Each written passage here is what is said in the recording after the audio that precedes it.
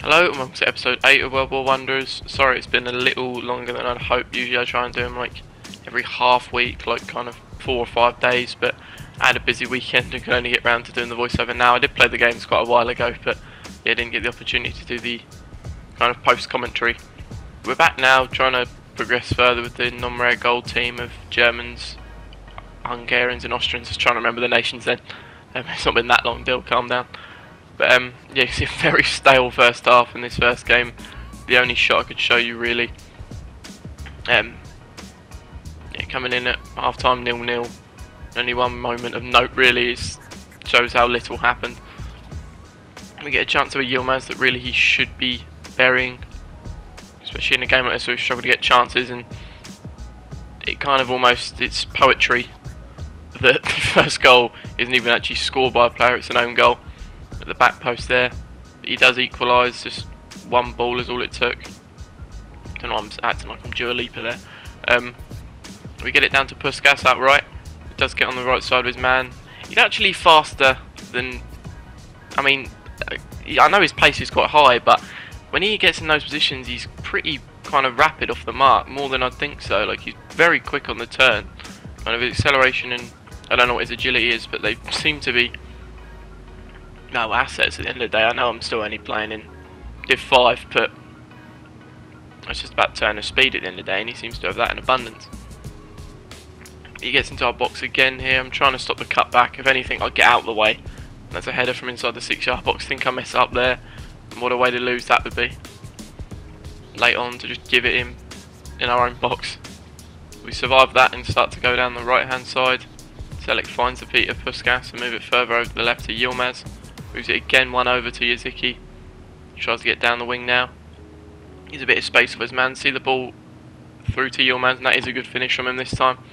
And with this late on, you are hoping it would be a winner, and it is. So, kicking off with a win, I think it gets us 2 upgrades. I can't remember exactly where we were Puskas goal contributions wise, but I want to say he scored 1. Might have been all he did. If we look here, it was. But I still believe it was enough at the end of the day. And we come out 3-2 wins in the first one, so it's a decent start.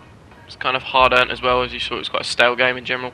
And I left this in because yes, we have now gone up to Div 4, which is almost a regret, to be honest, with what happens from here on out. But we use our 2 upgrades here, and they're not going to be exciting again. We've got Kadar at left back, just to kind of spread out Hungarians. There wouldn't be enough. Again, I could choose probably better non-rares, so people like Orban who are slow, and Kadar at left back, but I wanted to make it even, so it's at least kind of like a 3-3, well not 3, it has to be like 3-4-4 split, so I cover all 11, and Puskas does count as one of the Hungarians, so, and that will be the same with the rare team in the end when I get round to that. But we need to get this non-rare team built first, and we also added Poch, as there was again probably a fair few choices, but Poch was one of the quicker non-rares at our disposal, and I had to kind of go with another Austrian as well. I didn't have to actually no I did, because otherwise I'd had like 5 Germans, which is a bit heavy one way. You see early in this one we go 1-0 down, and also have to make an early save. Not a great start, but we do get into Puskas there, and that is a nice near post finish on the finesse. So that's another goal with him. But again, we get completely spun there. My defender's left for dead. The goalie cannot move, and we are back 2-1 down again. Puskas does find his way into the box on the left foot this time, managed to hit it far post, different finish, same result. It's his 2nd goal of the game.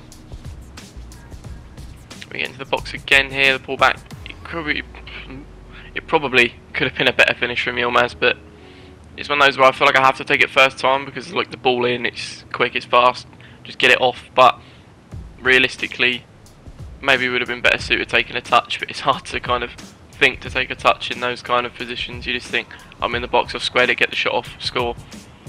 But it wasn't to be. But 2 all at half time isn't bad, and 2 Puskas goals certainly helps us along the way. We're a goal contribution away, I think, now, from much judging by the fact that we got 1 from 1 goal last game. Yeah, we'll be 1 away from another upgrade, even if we don't manage to win this. As Puskas gets in the gets in the box. Unlucky to score there as it's cleared off the line. Let's build another attack through the middle now. Get into the feet of Yilmaz. I'll be looking down the left to Yaziki. The gap opens up there if I can get it in there, which I do, and then I see a bit of space for Puskas.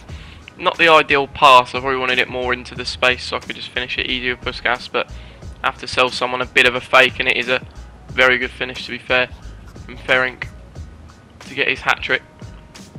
At least secure ourselves an upgrade as we do get pegged back again here, so the win's looking like it might be a bit of a challenge.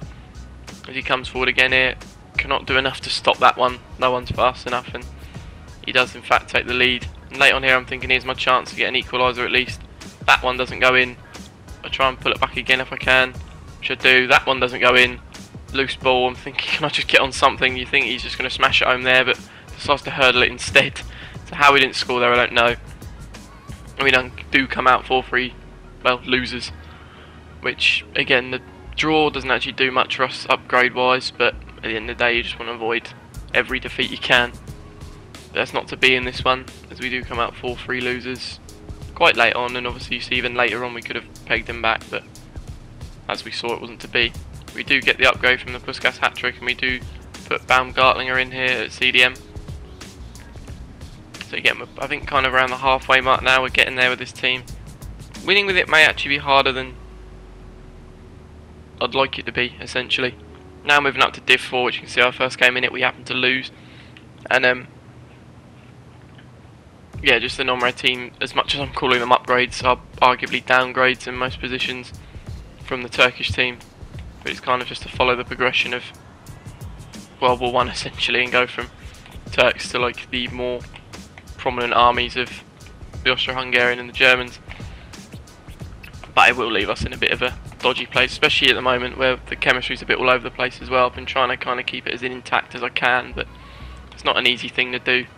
And also I probably want to keep the Turkish forwards around for as long as possible, as they're more likely to score than probably the people I've planned non-rare wise. But that is a top finish, I believe, from Puskas to put us 1-0 up in this one. It took until the 35th minute to get it, but he does now. A bit of awful defending. How I haven't got a tackle in there I don't know. It falls its way back to Rooney, does get the ball across to Jones, and he does equalise before half time. So again we're going to half time level for I think the third time this episode, all different score lines I want to say.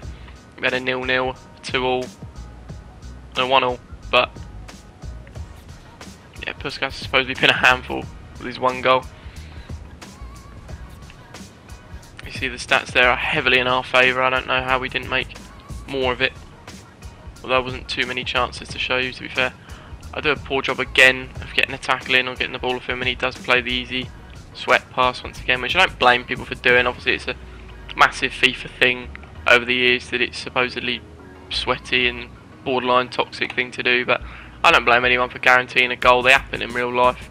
Don't City almost get glorified for the pep football when they're on it, more so the football of a couple of years ago when it was more getting to the byline, David Silva play that ball through to Sterling, he'll then cut it back to Aguero to tap it in, those kind of goals that people would literally fantasise over, and I don't blame them because it's great football. So for that same reason I've got no problem with what are called supposed sweat goals in FIFA. But yeah, we do eventually get battered towards the end of that game, completely lose our way, lose 4-1, and obviously that doesn't do us any favours for upgrades, so there's no further ones to add at the end of the episode.